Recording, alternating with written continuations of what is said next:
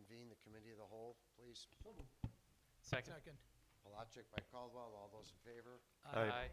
Opposed? The ayes have it. Can we do a roll call, please? Here. Here. Here. Here.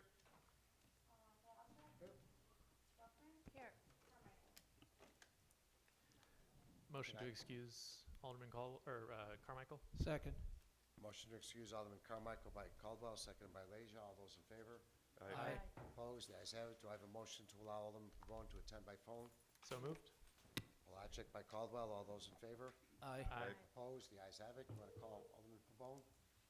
Hello. Please state your name after the tone, and Google Voice will try to connect you. Clerk Garcia for Alderman Pabon, please.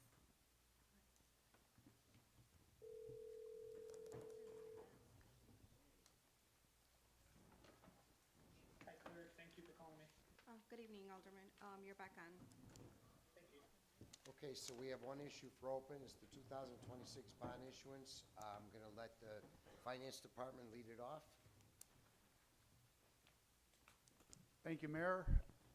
Today, we are making a presentation on the financing summary proposal for bond issuance consideration. Can everybody hear me fine? But before we do so, I'd like to introduce our colleagues from Stifel, who has helped us with this presentation and as far as the bond issuance process. This is Tom Reedy, as well as Allie Hughes. We really appreciate all their hard work in putting this before you today. As far as the presentation go, we're covering the following areas: are the purposes for the bond funding. We will talk further about the existing debt situation. From that point, we will get into a proposed solution to the purposes, and then, of course, present some bond issue repayment tables and charts. And then after that, we will present a timeline for a proposed bond issuance process. So to start out with, we will flip over to page 1. And the two main purposes for this proposed bond funding is twofold. First, the Cermak Street water main and service line.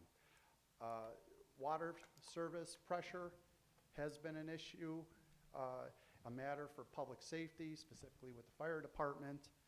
There are continuous water main breaks, as all of you may be aware of, that is impacting arguably the city's busiest corridor.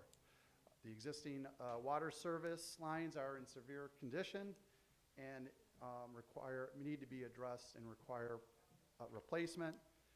The costs of ongoing repairs are growing at prohibitive levels. We have received estimates from our engineering, from our engineer and the engineering contractor, stating that as of this month, the project's cost is somewhere around $22 million. Now, the Harlem Avenue TIF fund, the Harlem Avenue TIF, has approximately $4 to $5 million to contribute toward this project.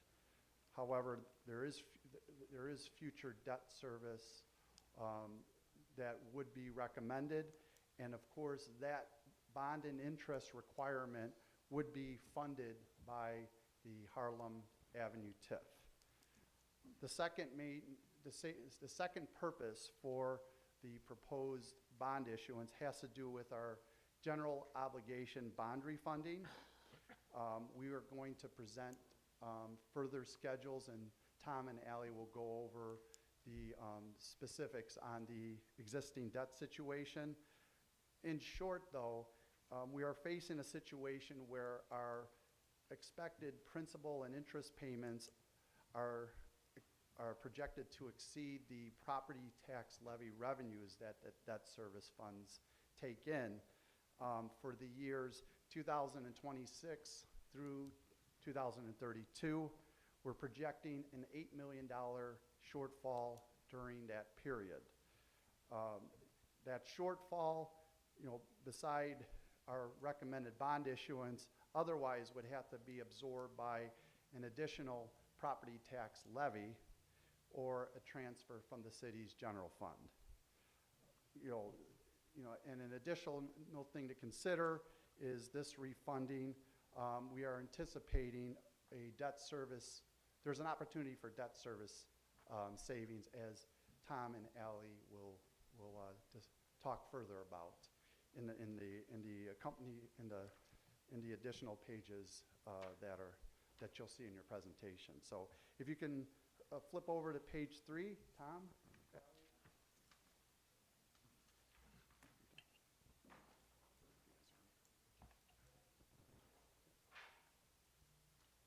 Good evening. My name is Ally.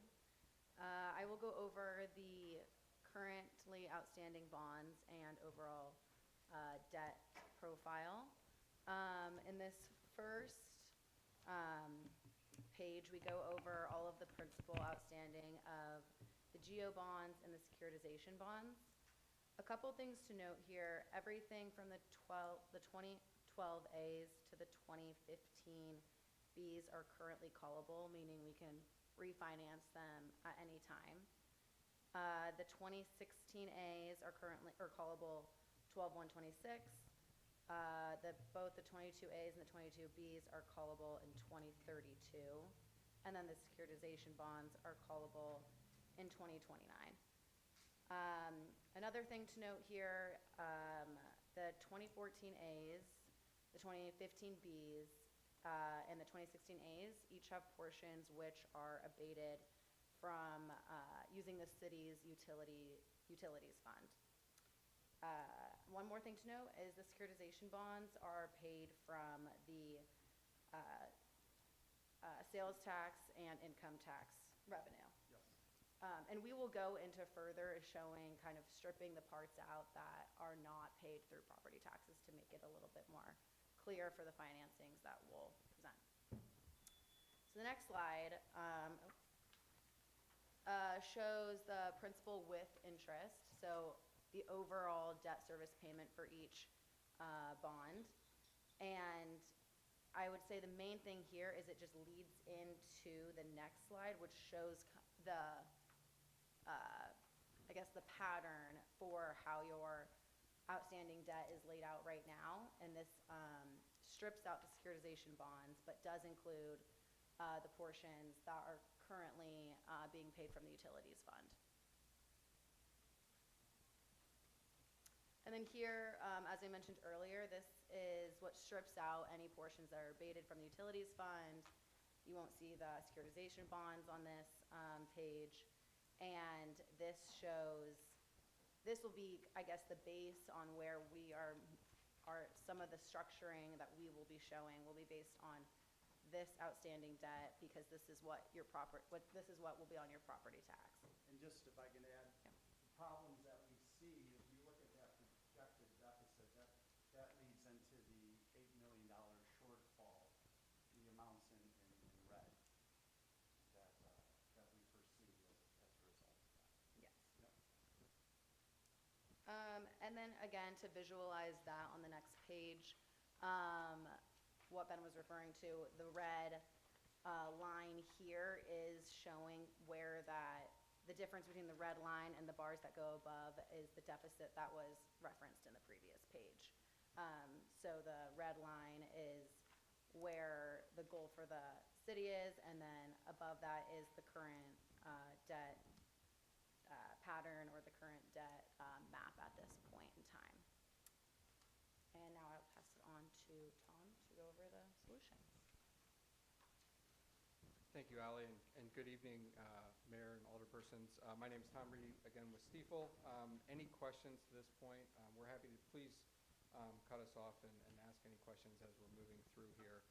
We're happy to make this as much of a conversation as possible. But as Ally was mentioning, the current debt profile for the city does see from now until 2029, even with the planned $500,000 annual increases to the city's debt service levy, there are still several years where there's expected deficit in the debt service fund. being now through 2029 and then again in 2032. So we've put together some numbers here to both address as we move to the next page, both address the Cermak water main project, which Ben spoke about earlier, and then also some potential refunding issuance, both for savings and for some very minor restructuring of that outstanding debt to deal with those projected deficits in the debt service fund. So the first portion of this summary here, we're suggesting $23 million worth of refunding of existing debt. That is split between $15 million of refunding that's strictly for economic savings, and we'll go through those numbers here in just a moment. And then approximately $8 million to address those projected deficits in the debt service fund that we've referenced a couple times here. Secondly, Ben had mentioned that the total cost is currently estimated for the Cermak water and sewer main project at $22 million. There is roughly $4 million available in the Harlem TIF fund to address a portion of that project, but for funding the remainder of that project, we're suggesting an $18 million general obligation bond issue, and that debt service would be expected to be paid from the Harlem TIF fund over time. And we'll illustrate that here in a few slides. And then lastly, Ally was mentioning that a portion of the city's debt is abated from the GO property tax levy and paid from the city's utilities fund. So the final $4.5 million is a suggested refunding for savings, again, of some of the bonds that are payable from the utilities fund.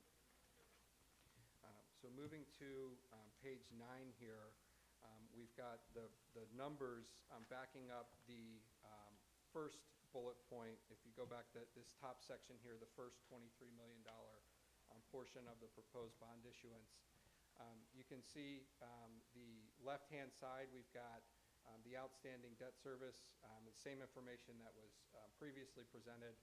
However, it's aggregated here under the dark blue columns on the left versus broken out series by series.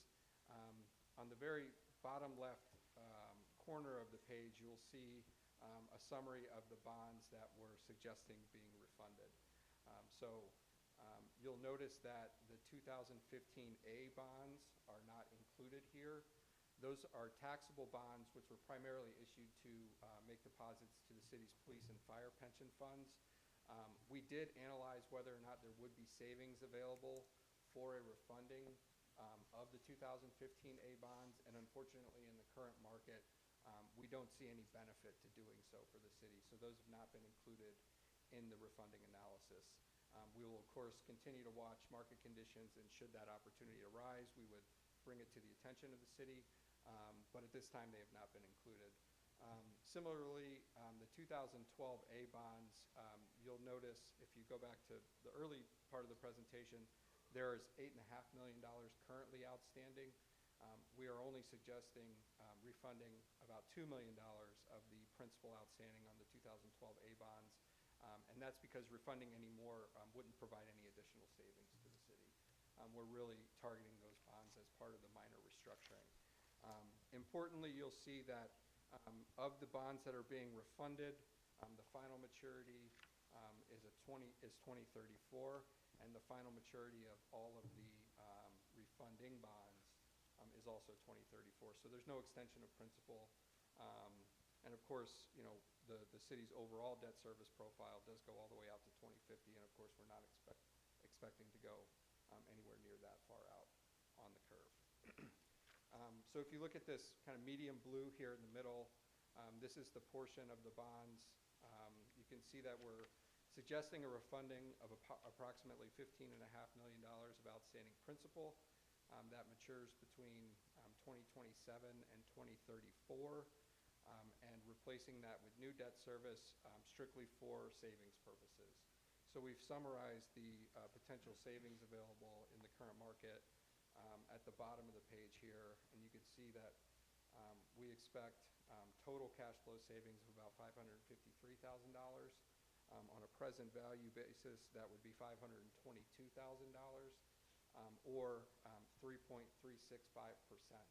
And that 3% number is important because that's oftentimes the threshold above which we consider a refunding to be worthwhile to pursue. If we're saving less than 3% on a pure economic savings basis, then oftentimes it's not worth incurring the costs and the workload from city staff in order to carry out that refunding. Then in the columns that are highlighted in green here, you'll see the portion of the suggested refunding that is for restructuring purposes. And I'll just flip backwards a couple slides here. Those in the projected deficit column, all the way second from the right, those large numbers, 2.2 million, $1.7 million, $1.5 million, et cetera, those numbers have now turned to zero in this chart here. So the idea is that we're suggesting a minor restructuring of some of the existing debt service of the city in order to eliminate those projected deficits in the debt service fund. So if we move to, and I can pause there and take any questions if there are any, but if not, we can move on to the next slide, which gives a graphical representation of the information that we just reviewed on the prior slide. So each of the bonds that are outstanding have differing coupons. Some of the 2012A bonds, for instance, have coupons of between 3% and 3.5%, and that's why we don't expect them to generate savings. Many of the bonds that are outstanding, though, have coupons that are around 4.5% or 5%, and we would expect for this issuance the total borrowing cost to be, the true interest cost to be about 3.38% for this length of a borrowing. So with those higher coupons, we're able to borrow and achieve savings just given the shorter nature of the bonds versus at the time when they were issued.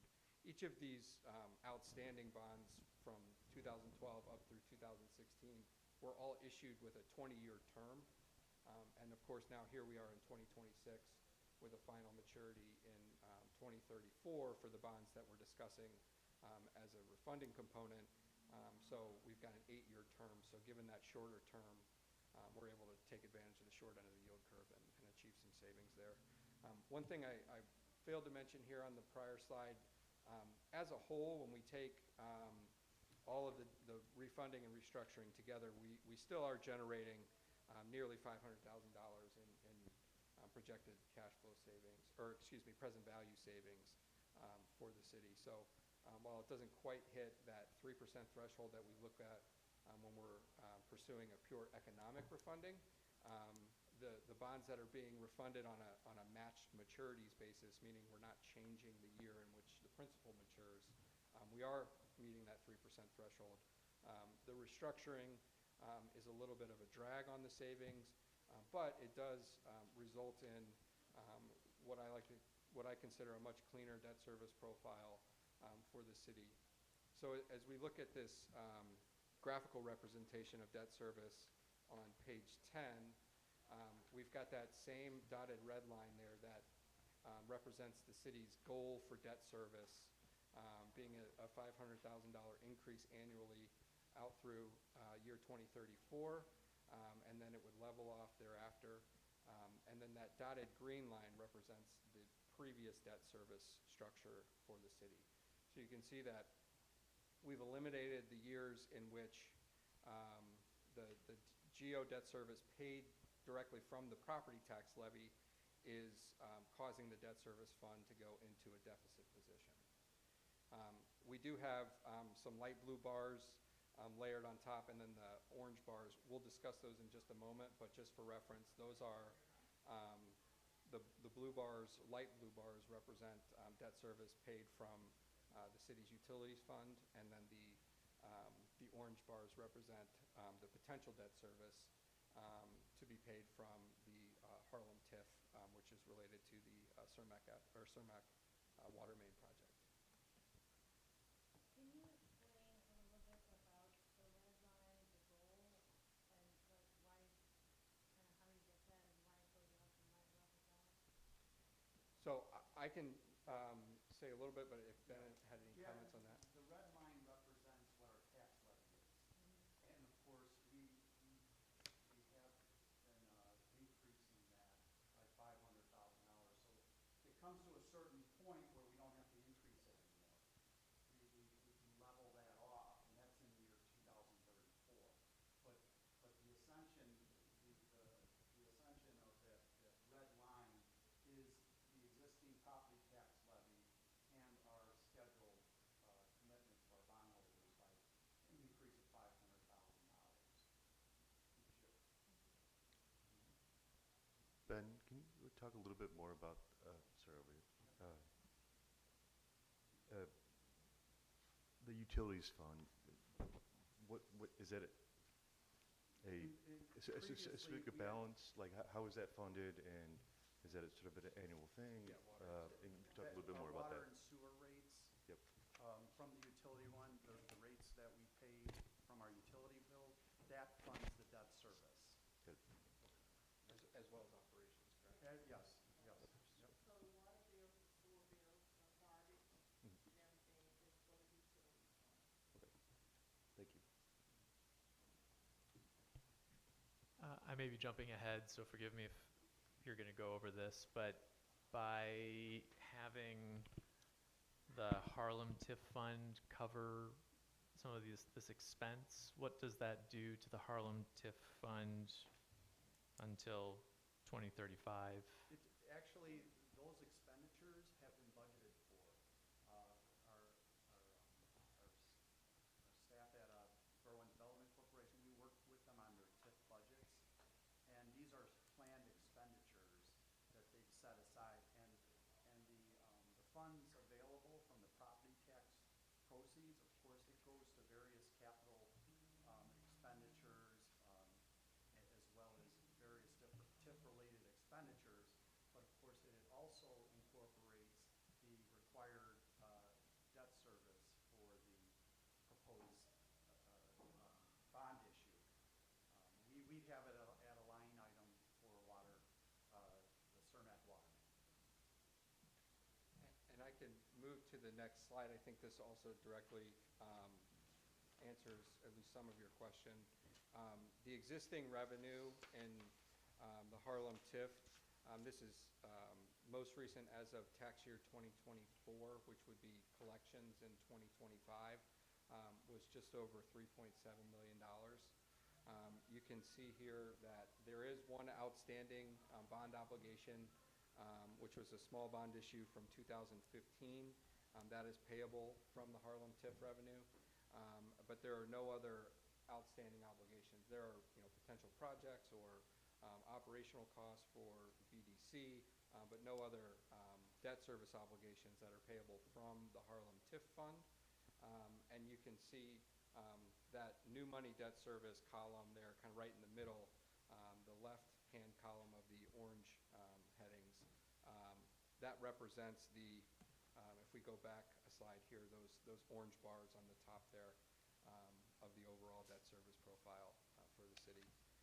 And you can see that assuming no further growth, which in our opinion is a very conservative estimate for future revenue, especially given that during 2026 the city is undergoing its triennial reassessment. So we would expect to see a fairly significant growth in the Harlem TIF revenue, given the preliminary reassessments. So we think being very conservative with what that revenue will look like over the next 8 years. But you can ultimately see that the existing revenues versus the existing debt service and planned debt service still does provide for a comfortable coverage number over and above the debt service that's required for the Cermak water main project.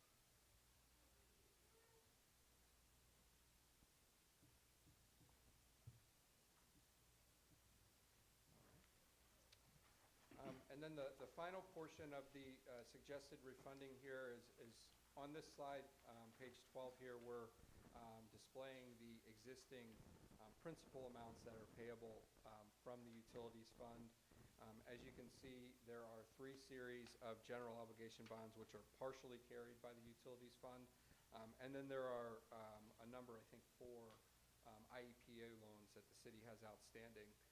So while we're not suggesting any changes to refunding, restructuring, et cetera, of the IEPA loans, we did want to make sure to include those in this analysis, just to show a full picture of the debt that is being carried by the city's utilities fund. And you can see here, there's about just over $2 million in principal that's carried by the utilities fund of Series 2014A. There's $1,630,000 of Series 2015B, and there's $1.15 million of outstanding principal from Series 2016A. So we are suggesting, and I'll move to the next page here, where we're giving some of the statistics. We're suggesting a refunding of the 2014A, 2015B, and 2016A bonds in conjunction with the other refundings that have been proposed here this evening that are payable from the utilities fund. The one caveat here is that you'll see the large jump in debt service in the year 2030. All of the principal that's carried by the utilities fund from Series 2016A is payable in that final year in 2030. So it creates quite a spike in debt service in that year.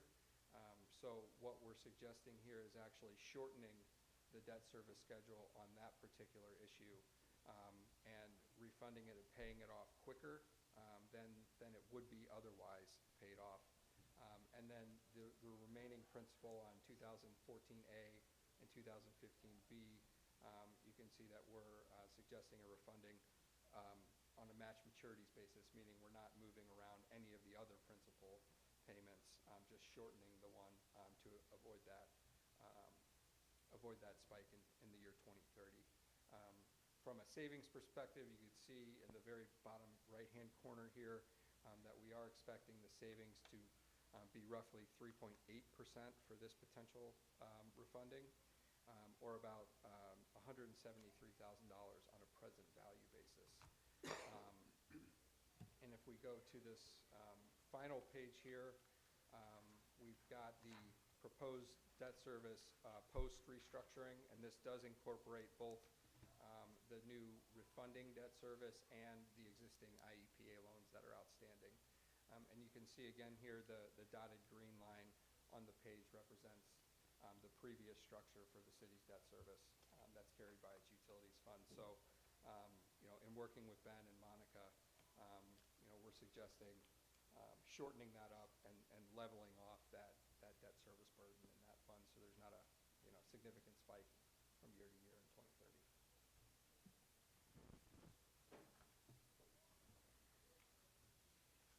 So just to summarize here, the 4 portions of the financing, we would propose to issue them as a single series of general obligation bonds, but we really look at it as 4 different pieces of the same bond issue. So that first piece being the $15 million in GO bond refunding that's intended to be paid from the city's property tax levy, and that is being issued to achieve debt service savings. The second portion there, $8 million of refunding that existing property tax supported debt to slightly realign some of those principal payments to avoid future deficits in the debt service fund.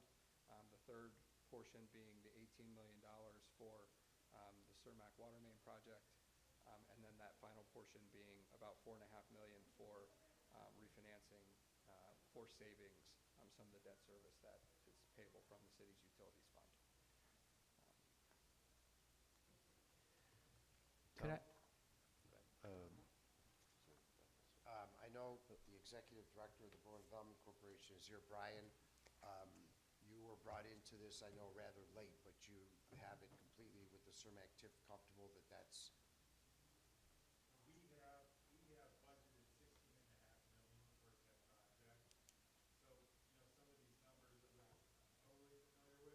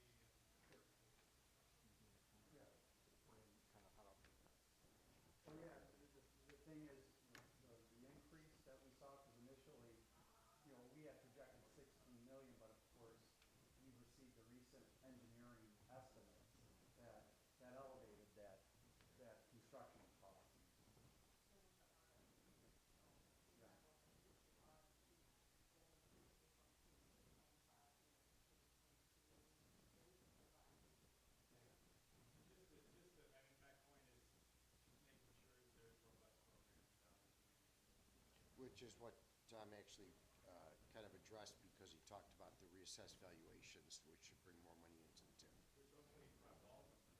Right, correct.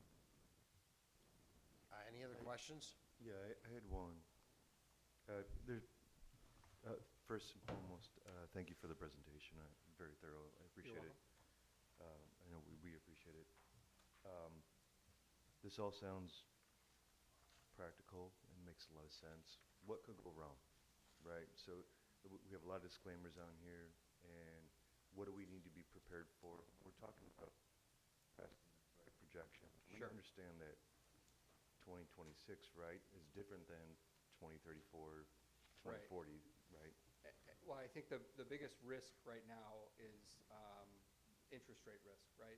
So should interest rate, and we actually, this is already baked into our numbers for the current market, but if interest rates were to rise 25, 50 basis points here, some of those savings numbers that we've projected will likely erode, and we may have to reevaluate and say it might not make sense to do any refunding strictly for economic savings at this time. There, of course, is the, capital projects, which, we're not necessarily as sensitive to market movements. We want rates to be as low as possible, but there's a point at which the debt service savings will not be sufficient enough to move forward with the refunding portions that are strictly for economic savings. So I would say that that's probably the biggest risk. Which is the reason you didn't refund some of the other ones anyways. Right, that's correct, Mayor. And that's why we've left out a portion of the bonds, which we'll, of course, continue to monitor and keep the city apprised on those opportunities should market rates improve from here. Thank you. Go ahead, go ahead.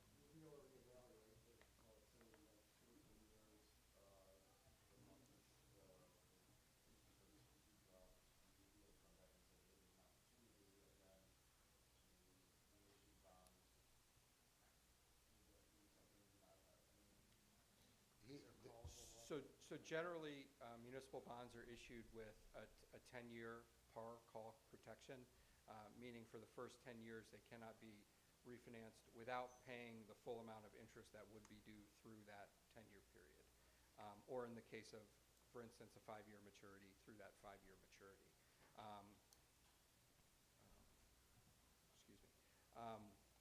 But if rates were to rise and the city were to make the determination that it makes sense to finance capital projects and the smaller refunding portion that's for restructuring, but to leave the refunding for economic savings out for now, and interest rates were to improve, you would be able to come back at a different time in a more favorable market environment and refinance at that point in time. But we are not expecting any of the currently proposed bonds to have an early call provision, just given that the final maturity would be roughly 8 years. That true interest cost, at least on the refunding component, was right around 3.38%. So just for clarity, it sounds like we're not locking in a fixed rate. This is a variable. No, we would be locking in It would be fixed locked rates in fixed at the rate. time. And Okay, so great. when I say the interest rate risk, I mean between now and the potential pricing date. Once the pricing occurs and the bonds would be fixed, there would be no floating nature to any of these. It would be, So fairly we're not straightforward. extending the time period for which we're paying on the bonds than what we've previously had. Correct. Can I ask, and I think you kind of got there, but just to clarify, sort of the why now is because some of these are eligible now, and then also just to lock in some of these interest rates that we have? And to avoid deficit. And to avoid the deficit, okay. Right. So it really is, the upcoming capital needs, it's important to make sure that that funding's in place.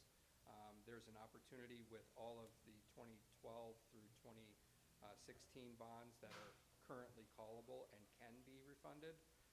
If we were talking a year ago, for instance, the 2026 or 2016 bonds would still be a year from their call date and would not be able to be paid off without penalty. So that's, it's kind of a multi-pronged answer. But, Thank you. Any other questions? Okay, thank you all for that. you have anything else you wanted to add? Just last note here is just for the,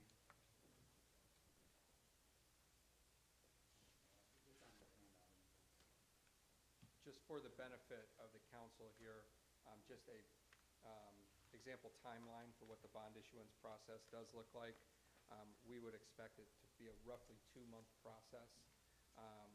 And you can see some of the primary events that happens. There would be a rating agency credit review. The marketing period is usually about a 1.5 to 2-week period, meaning once we have our disclosure document, also known as preliminary official statement, completed, once we've completed the bond rating process, we would take that disclosure document to the market and market bonds to potential investors. And then roughly 8 weeks from the start of the process is when we would expect the closing. Based on our current preliminary suggested timetable, we would suggest presenting a bond ordinance before the council at its first meeting in August, which would approve moving forward with this plan. And then from then, we would expect just under 2 months later for the closing to occur in early October. So on the next council, we'll issue a communication attaching the ordinance that captures all the elements of our presentation for approval on August. I would just ask for a straw poll vote now so that these guys know if they should proceed or not, as to whether or not the council is in favor of proceeding with this bond refunding as well as for Cermak Road. So if we can do a straw poll vote, please. Caldwell, Abstain. Bowman, Aye. Leisure, Aye. Fate, Aye. Pabon, Palashak, Brockman, Aye. Carmichael. Who's not here? Right. Okay, so this way we know we move along. It's currently a triple B. Okay, I have nothing else for open committee of the whole. If I could have a motion to adjourn. Second. Palachik by Caldwell, all those in favor? Aye. Aye. Opposed? The ayes have it. Thank you.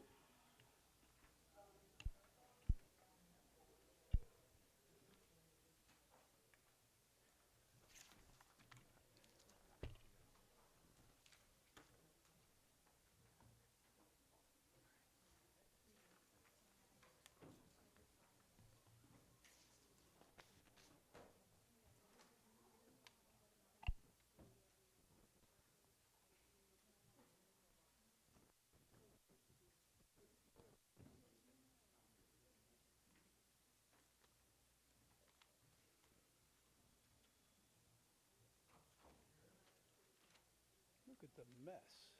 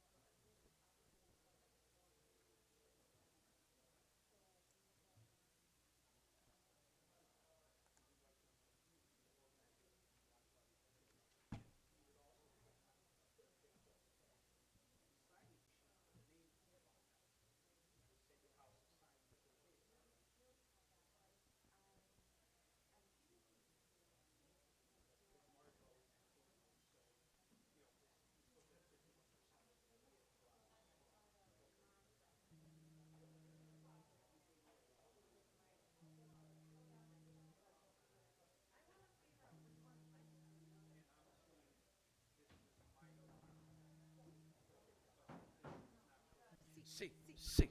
Uno, dos, sí, sí.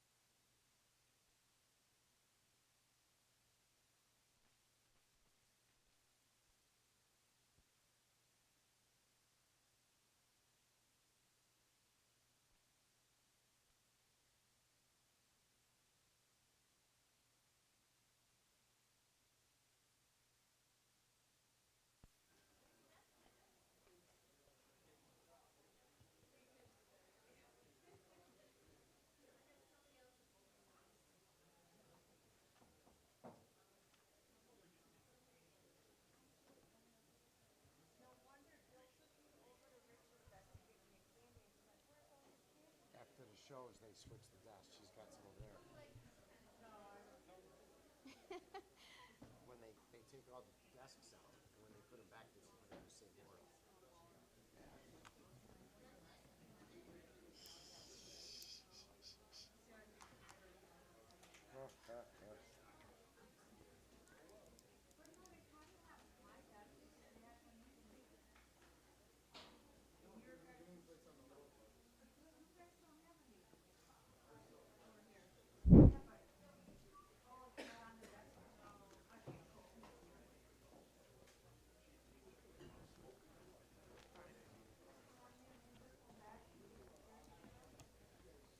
Look at it and I will claim it. I should write my name on the inside. You could like sign it and then everyone. With your terms. Micah. Películas. Oh, here he is. All right.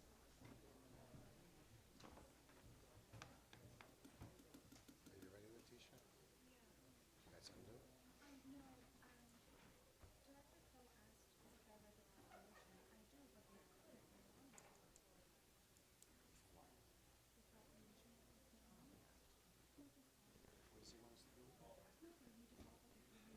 Oh. Does he want to?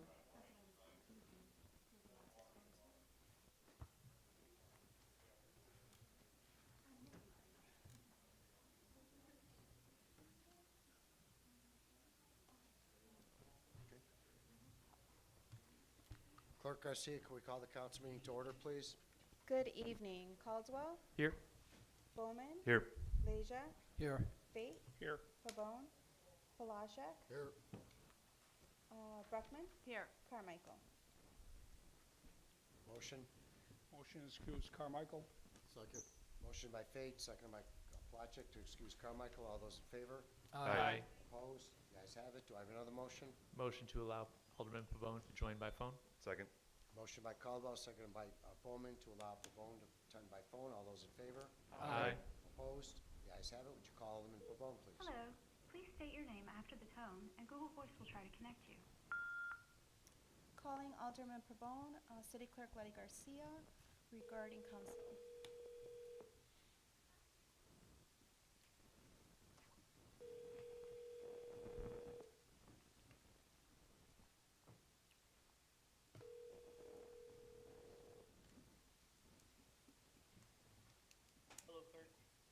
Good evening, Alderman Pabon. You're on with City Council today. Okay, if we could all rise for the Pledge of Allegiance, and please remain standing. Allegiance to the flag of the United States of America and to the republic for which it stands, one nation, under God, indivisible, with liberty and justice for all. Will you please keep in our thoughts and prayers all the men and women we have on the street tonight?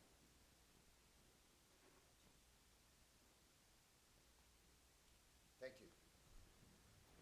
If anybody from the audience wishes to address the open forum, please step up to the podium.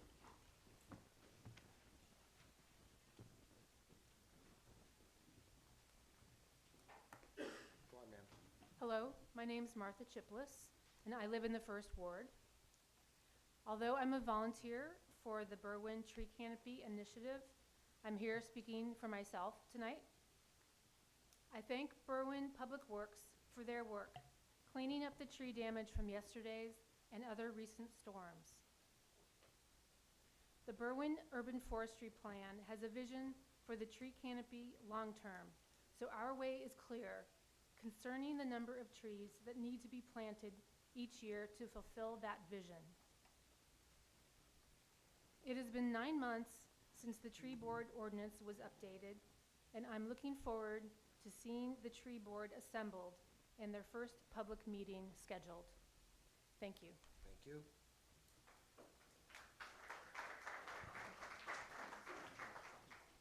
Hello, everyone. I'm Xavier Barajas. I'm one of the outreach ambassadors at the City of Berwyn, and we have an upcoming event presented by Third Ward Alderman Richard Leja. It is called the Summerfest, and basically is this event where there's going to be live performances, arts and crafts, vendors, food, and it's basically just this great event that's going to be held on August 8th, 2026, 12 p.m. to 3 p.m. and from Grove to Clinton Avenue. So if anyone, any vendor, or any performer would like to participate in this event, they can call the number 708-749-6403 or email thirdward@berwyn/illinois.gov. Thanks, So Xavier. thank you so much.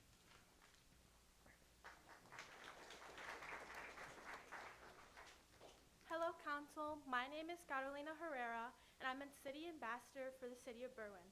I'm here to invite you to the Back to School Fiesta on August 10th. It will be located at Heritage Middle School, 6850 31st Street.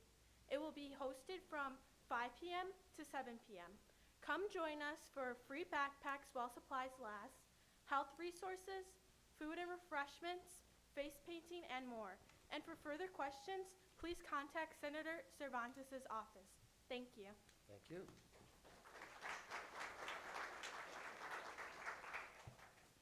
Hello everyone, I am another city ambassador. My name is Antonio Rodriguez, and I would like to inform everyone on the Berwyn Hispanic Parade, Saturday, September 5th. The parade will start at 11 a.m. On 16th Street and East Avenue. It ends on East Avenue at the vacant fairway. After the parade, there will be festivities on the Remax, behind the Remax in their parking lot, located at 6420 Cermak Road, and it will be from 12 p.m. to 8:30 p.m. There will be open mic, ballet folklorico, food vendors, musical performances, activities, and more. Thank you. Thank you. Anybody else from the audience? Okay, City Administrator? Good evening, City Council. So, my name is Ruth Ciaba Green, City Administrator. It's so good to be with you again tonight. I am wanting to give an update. A lot of people have questions I've seen online about filming going on, and my office is in charge of filming for the City of Berwyn. I've put together a synopsis for you that gives an overall history of Berwyn and its filming. I actually started taking on this role in 2017, and it started when Empire came here, and they actually redid and redecorated this courtroom.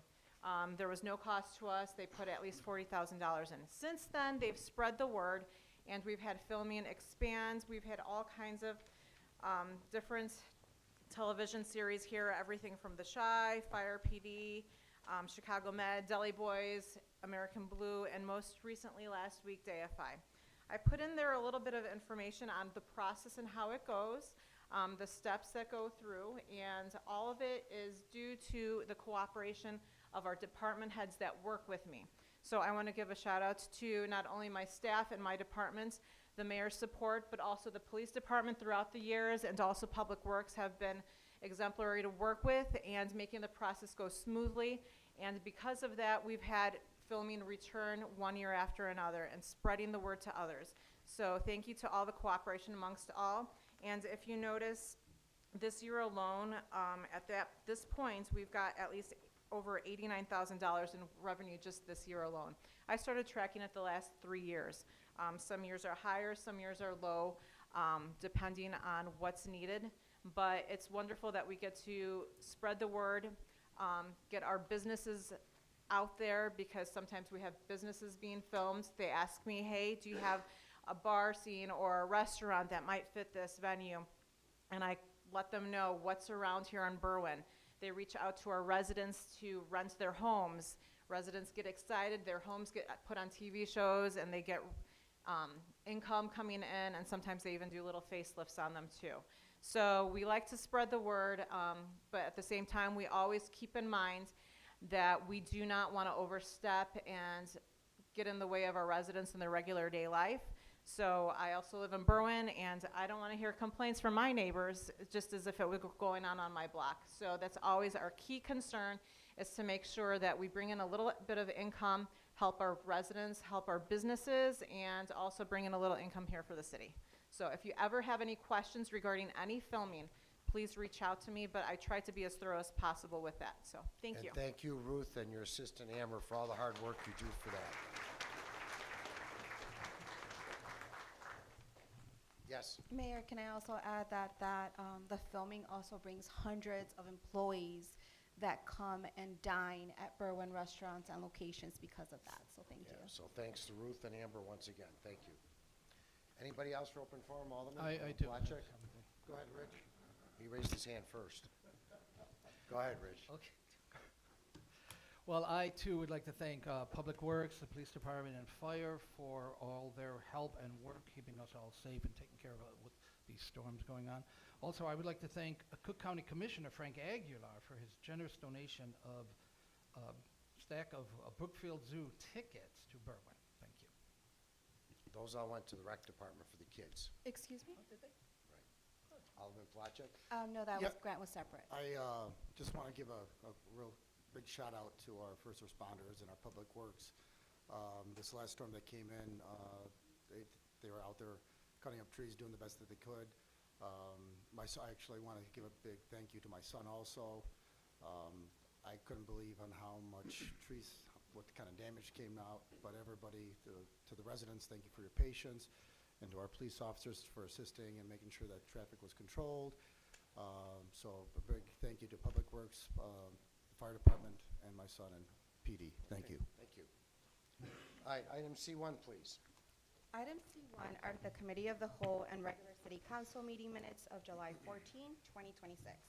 Need my motion to approve the Committee of the Whole and regular City Council meeting minutes of July 14, 2026 as presented.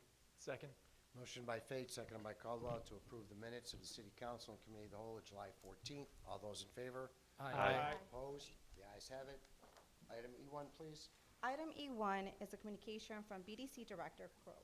The proclamation congratulating Old Fashioned Candies on the celebration of their 50th anniversary in the city of Berwyn.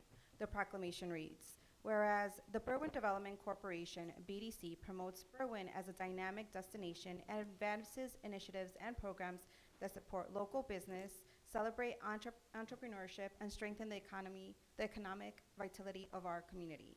And whereas on August 13, 2026, the BDC proudly recognizes and celebrates the 50th anniversary of Old Fashioned Candies, a cherished family-owned business that has served generations of customers with exceptional products, outstanding service, and unwavering commitment to quality. And whereas Old Fashioned Candies represent the positive impact local businesses have on the economic strength, unique character, and vibrancy of the city of Berwyn, and whereas for 5 decades, Old Fashioned Candies have contributed to Berwyn's business community and reflects the entrepreneurial spirit, perseverance, and commitment that helps communities thrive. And whereas the city of Berwyn extends its sincere appreciation and congratulations to the family and team of Old Fashioned Candies for their continued investment in the community and for their many years of service to residents and visitors alike. And now therefore let it be resolved, Robert J. Lovero, Mayor of the City of Berwyn, together with the Aldermen of the City of Berwyn, do hereby congratulate Old Fashioned Candies on the celebration of their 50th anniversary in the City of Berwyn and extend our best wishes for continued success in the years to come. It is my motion to concur with BDC Director Crow to adopt a resolution celebrating Old Fashioned Candies on their 50th anniversary in the city of Berwyn, authorize the corporate authorities to fix necessary jurors and place it on its way to passage. And I'd also like to personally thank Old Fashioned Candies for not only being a local gem and a business that has brought so much joy to Berwyn residents and visitors, but as the resolution shares a pillar of this community that regularly engages their neighbors with generosity and care. Second, and also like to add something. My parents, myself, and my son all have been there, and I still feel like a kid when I walk into that place. Motion by Pabon, seconded by Palachik to adopt a proclamation to fix necessary signatures placed on its way to passage and to thank Old Fashioned Candies for being a pillar for the city of Berwyn. All those in favor?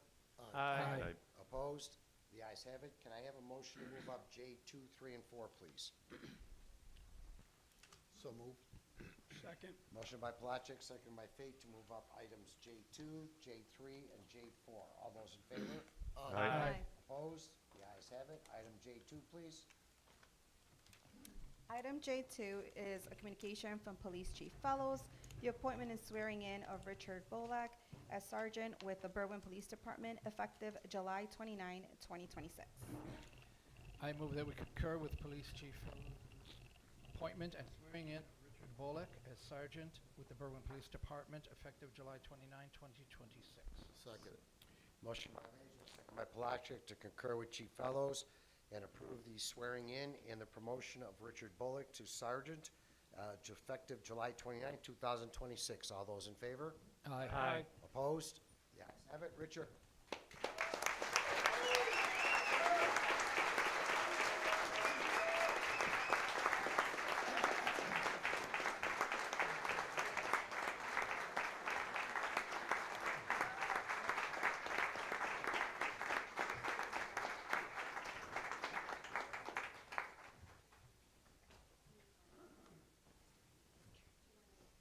Swear him in and please follow for the Okay, raise your right hand. Do you, Richard Bullock, having been appointed to the rank of sergeant for the City of Berwyn Police Department in the County of Cook, solemnly swear that you will support the Constitution of the United States, the Constitution of the State of Illinois, and that you will faithfully discharge the duties of sergeant to the best of your ability? Congratulations.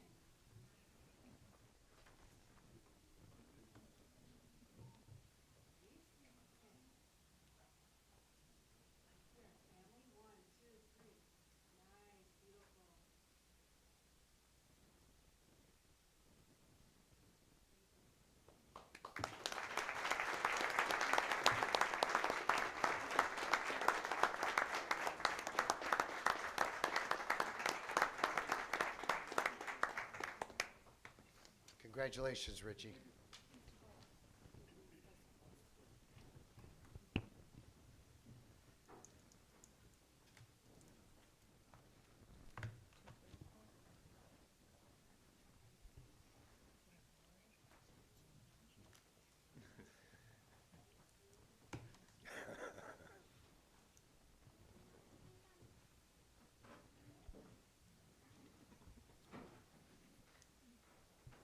Item J3, please. Item J3 is a communication from Police Chief Fellows, the appointment and swearing in of Madeline McTague as probationary police officer for the Berwyn Police Department effective July 15, 2026. I move that we concur with Police Chief Fellows' appointment and swearing in of Madeline McTague as probationary police officer with the Berwyn Police Department effective July 15, 2026. Second. Motion by Leisure, second by Bowman, to concur with Chief Fellows and approve and swear in the probationary police officer Madeline McTague, effective July 15, 2026. All those in favor? Aye. Opposed? The ayes have it. Madeline?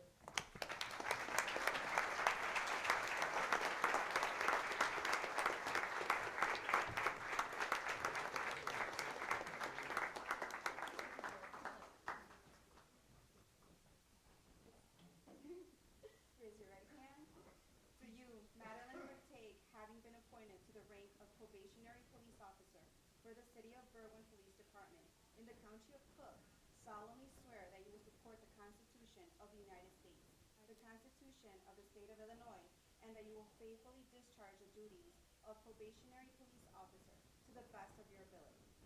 Congratulations.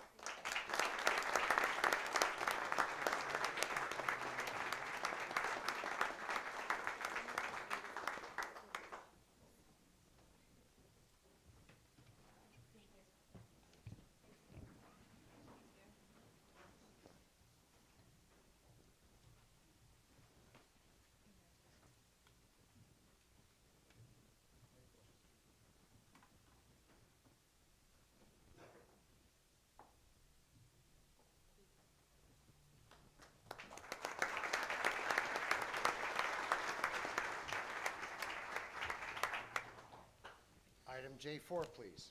Item J4 is a communication from Police Chief Fellows recognizing Berwyn Police Explorer Post Commander Benjamin Kearns, Jose Rodriguez, Christopher Cole, and Alex Santelli for their outstanding performance at the 2026 Illinois Law Enforcement Youth Association competition.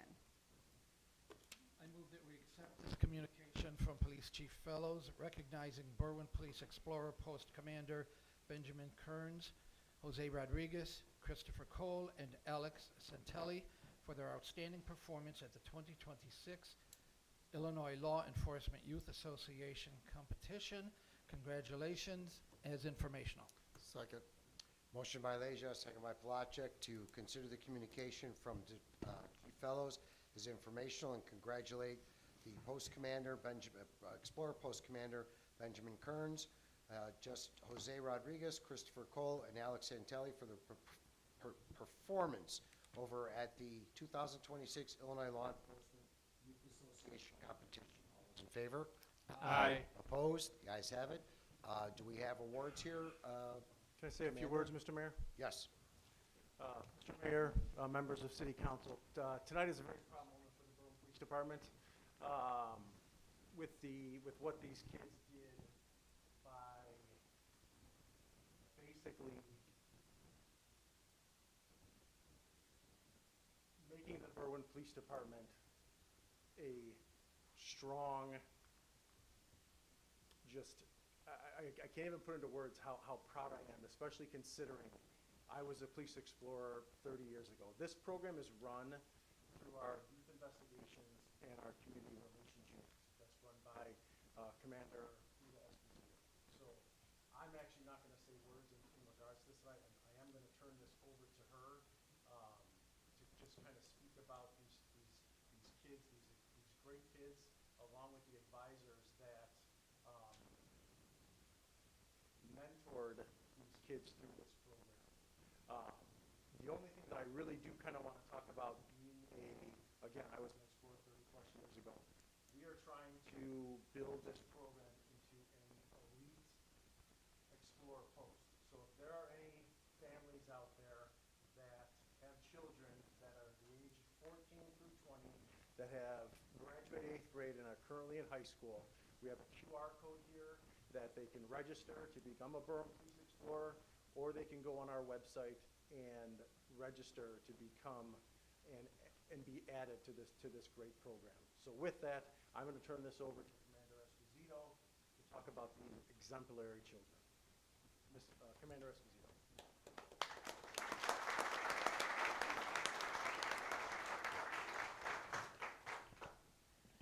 Good evening, Mayor and City Council members, and all my brothers and sisters, and neighbors and friends, and all the residents from Berwyn. In 1966, the Berwyn Police Explorers Post 94 was created as a program to introduce young men and women to the field of law enforcement while developing leadership, responsibility, community service skills. Explorers are encouraged to serve our community through volunteer activities, public events, to help build positive relations between law enforcement and the residents of Berwyn. The explorers have the opportunity to learn about police procedures, criminal law, traffic enforcement, investigations, emergency response, and public safety from sworn Berwyn police officers. They participate in classroom instruction, practical training exercises, ride-alongs, community events, and regional law enforcement competitions that challenge their knowledge and their skills. This year, Benjamin Kearns, Christopher Cole, Jose Rodriguez, and Alex Santelli, along with their advisors, Detective Shivari, Detective Sala, Officer Zalatoris, proudly presented the City of Berwyn and the Berwyn Police Department at the Illinois Law Enforcement Youth Association state competition held at the Western Illinois University in Macomb, Illinois. This annual competition brought together Explorer and Cadet programs for across the state to test their knowledge, their teamwork, leadership, and law enforcement skills through realistic scenarios judged by active law enforcement professionals. After months of dedication, training, and preparation for the post members demonstrated professionalism and determination at the competition. Their hard work resulted in an outstanding performance, earning the following team awards. First place, Advanced Burglary and Process Scenario. First place, Advanced Felony Traffic Stop Scenario. Second place, Advanced DUI Scenario. Third place, Advanced Officer Down Rescue Scenario. In addition, Explorer Jose Rodriguez earned first place in the Stimulation Shooter Individual competition, showcasing brilliant decision-making and firearms stimulation skills against 40 other individuals. This type of experience helps prepare explorers for future careers in law enforcement, public safety, and community service. Even if for those explorers who wish to pursue a different career path, the leadership experience, the communication skills, confidence they gained through the program provide long life benefits. I would also like to take a moment to express my heartfelt appreciation to the current police administration for supporting the Berwyn Police Explorer program. Through your dedication and leadership, the advisors are positive influencers for the next generation today and for years to come. The Berwyn Police Department is proud of our Explorer Post 94 for representing our community with integrity, honor, and excellence. Their success at this year's state competition is a testament to their dedication and serves as inspiration for future explorers to continue striving for leadership and public service. At this time, Chief Fellows and I wish to recognize each post explorer with a certificate of commendation, a special recognition for exemplary service as a Berwyn Police Explorer, and exemplary work at the 2026 Illinois Law Enforcement Youth Association statewide conference that took place from July 20th through July 23rd. Christopher Cole.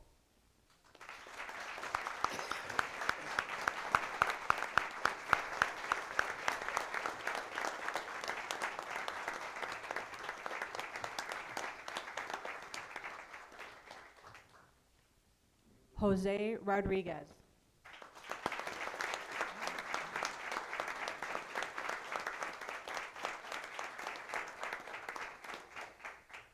Before I announce the next member, I do want to share that this explorer has been in the program for 4 years and has led the explorers as a post commander in the last 2 years. In 2 weeks, he will start his new chapter in life by joining the Army Reserves. Commander Benjamin Kearns.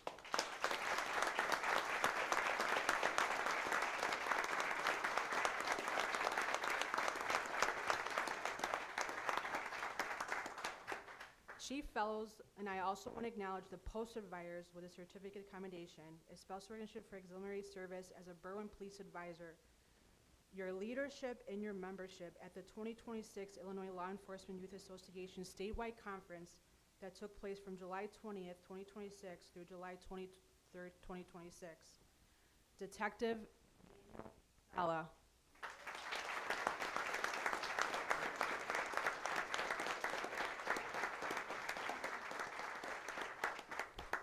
Officer Thomas Delatoris.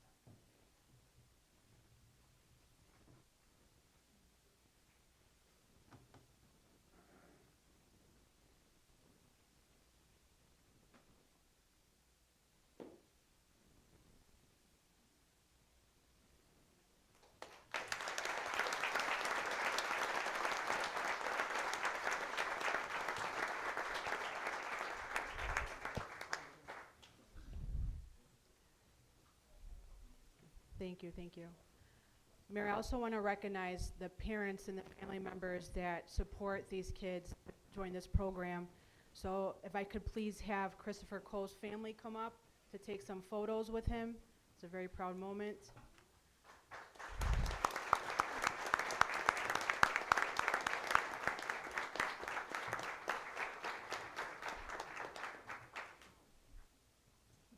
Danny, show your certificate. There you go.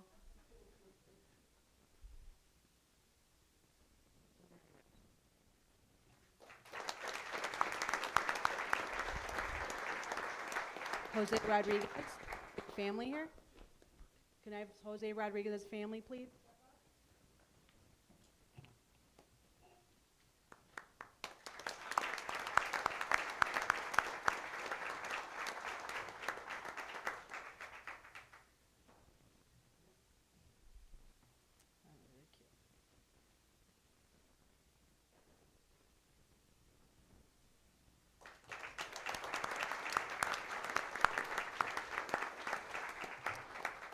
Commander Kearns, can I have you and your family come up, please?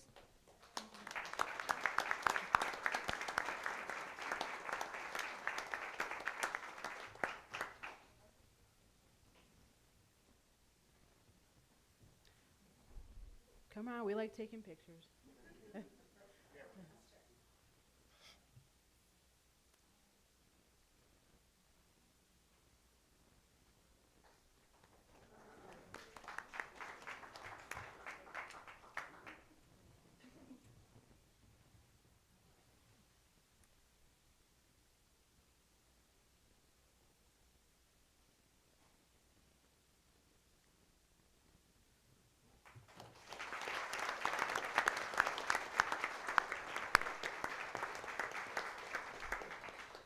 Thank you, everyone, for your time and support for the Berwyn Explorers Post 94.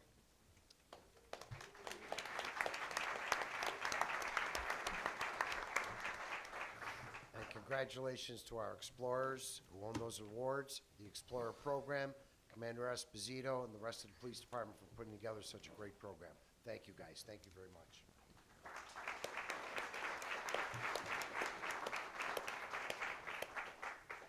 Item E2, please. Item E2 is the communication from BDC Director Crow, permission and authorization for the Hispanic Heritage Parade on September 5th, 2026. Route begins at 16th Street and Gunderson Avenue, proceeding down East Avenue to the Vason Fairway. Mr. Mayor, it's my motion to approve BDC Director Crow's Hispanic Heritage Parade on September 5th, 2026. The route begins on 16th Street in Gunderson, right in front of Lincoln School, proceeding down East Avenue to the Vason Fairway, which is also then followed up by the Summerfest. Invite everybody to join. Second. Motion by Palachek, seconded by Fate, to concur with the request of Brian Crow, Executive Director of the Berwyn Development Corporation, for the Berwyn Hispanic Heritage Parade on September 5th, 2026, from 10 till about 11 o'clock, and then join the party after at the behind the Remax Realty Station. All those in favor? Aye. Opposed? The ayes have it. Item G1, please.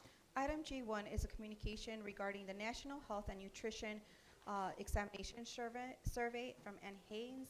As a nurse, for me, it's programs like these that play a pivotal role in how data and policies impact our community. These surveys take height, weight, obesity, chronic illness, blood pressures, and do a national, and that's what the data is used nationwide. We have Ms. Tasha. Is Ms. Tasha here? We'll take up a couple minutes just to talk about it. Hello, my name is Tasha. I am a field interviewer for RTI International. Myself, along with 9 other field interviewers, are in the area conducting a very important survey called the National Health and Nutrition Examination Survey. For over 60 years, information from NHANES exams has helped create essential public health policies. These policies have made us safer and healthier. We've had a little bit of an issue here knocking on doors and getting selected respondents to participate, or even just to come to the door. I think they think that we are solicitors, and we are not. Only 5,000 people in the entire country are selected to participate in this survey. The people who are selected receive an incentive as a thank you, and they will help shape critical health policies, whether they participate or not. And as we all know, the smaller the sample, a little trickier it gets. So some of the things that we will be doing is, one, we'll knock on their door, selected addresses. Okay, well, first let me back up. 600 people in the county have been selected to participate using a random scientific process. Some people think that they've been targeted. No, the address has. We are set up at the Stickney Township, and we're famously known for the lead that was found in the gas and in the paint 60 years ago. We're trying to understand brittle bone disease. By 2030, we want to have a grasp on what's going on with brittle bone disease. And hopefully we could just get, cooperation, awareness, and let people know that we're not here to sell them anything. We can put this flyer on our website for you, so at least that maybe gets you some more attention. So I'll have our Thank you. communications department do that, okay? That would be great. Yes. Thank you. Okay. Do I have a motion? Yeah, I move to accept the information regarding the National Health and Nutrition Examination Survey as informational. Motion by Bowman, seconded by Palachik, to consider the National Health Nutrition Examination Survey as informational. All those in favor? Aye. Opposed? The ayes have it. Item G2, please. Item G2 is a communication from the clerk's office regarding the Berwyn to Brookfield Zoo family-friendly bus trip. For clarity, the clerk's office and my staff worked really hard applying for grants, submitted applications to make this program accessible for children, families, seniors, people who just want to actually get out there and enjoy some of the outdoor, enjoy our summer. There are zoo displays. The zoo display does have the dinosaur display, obviously the animals, and just to get out and enjoy nature. I move to accept the communication from the clerk's office regarding the Berwyn to Brookfield Zoo family-friendly bus trip as informational. Second. Motion by Caldwell, seconded by Bowman, to consider the communication for the Brookfield Zoo family trip as informational. All those in favor? Aye. Opposed? The ayes have it. Item G3, please. Item J3 is a communication from the clerk's office regarding the handicap parking sign determination. 1312 Oak Park Avenue, approve. 3221 Ridgeland Avenue, approve.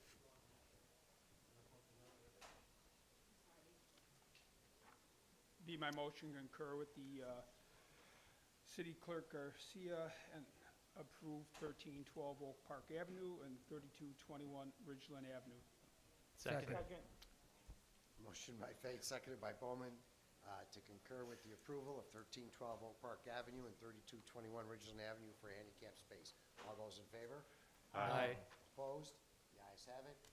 Item G4, please. Item G4 is handicap parking sign determination, 1925 East Avenue, deny. Mr. Mayor, it's my motion to concur with the city clerk to deny 1925 East Avenue. Second. Motion by Palachik, seconded by Caldwell, to concur with the denial of the handicap space at 1925 East Avenue. All those in favor? Aye. Opposed? The ayes have it. Item H1, please. H1 is a recommendation to deny the request for a special use for a place of worship in the C1 neighborhood mixed-use zoning district at 6231 to 6235 West 26th Street. Be my motion to concur with the zoning board of appeals and deny the use for a special use place of worship in a C1 neighborhood mixed-use zoning district at 6231 to 6235 West 26th Street. Second.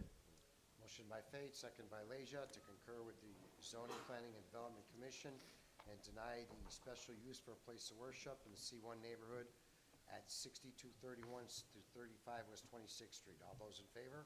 Aye. Opposed? The ayes have it. Item I1, please. Item 1 is a communication from Fire and Police Commission. The next eligible probationary police officer candidate on the eligibility list is Madeline McTague, effective July 15, 2026. I move that we accept this communication from Fire and Police Commission announcing the next eligible probationary police officer candidate on the eligibility list as Madeline Mateg as informational. Motion by Leisure, seconded by Palachik to consider the communication announcing Madeline Tague as next probationary police officer as informational. All those in favor? Aye. Opposed? The ayes have it. Item J1, please. Item J1 is a communication from City Attorney Oshner, a resolution that reads, a resolution authorizing and approving an engagement letter with David Grossman and Associates, PLLC, to prosecute on contingency basis civil legal claims for harms and property damage from contamination by microplastics for the City of Berwyn, County of Cook, State of Illinois. It'd be my motion to concur with City Attorney Oshner and approve a resolution authorizing and approving an engagement letter with David Grossman and Associates, PLLC, to prosecute on a contingency basis civil legal claims for harms and property damage from contamination by microplastics for the City of Berwyn, County of Cook, State of Illinois. Have the corporate authorities fix the necessary signatures and place it on its way to passage. Motion by Fate, seconded by Palachik to concur with City Attorney Oshner and allow the resolution to be approved for the engagement letter with David Grossman Associates, PLLC, for various class action lawsuit. Fix the necessary signatures and place on its way to passage. All those in favor on the call of the roll. Caldwell. Aye. Bowman. Aye. Leisure. Aye. Fate. Aye. Pabon. Pabon, you still with us? We lost Pabon. Palashek? Brockman? Aye. Carmichael, not here. Okay. 6 ayes, Mayor. 6 ayes, motion carried. Consent agenda, please. Be my motion to approve the consent agenda as presented. Second. Motion by Fate, second by Caldwell to approve the consent agenda as presented. All those in favor? Aye. Opposed? The ayes have it. Aldermanic committee meetings. Alderman Caldwell. I'll be having my next ward meeting tomorrow at 7 p.m. at the Berwyn Senior Center. All are welcome. Alderman Bowman. Call, Chair. Alderman Leisure. Call of the chair. Alderman Fate. Call it, Chair. Alderman Palachuk. Alderman Bruckman. 7th Ward meeting, Tuesday, August 18th at 6 p.m. at the Velez Center. Call of the chair, motion to adjourn. Motion to adjourn by Bruckman, second by Palachuk. All those in favor? Aye. Opposed? The ayes have it. Thank you.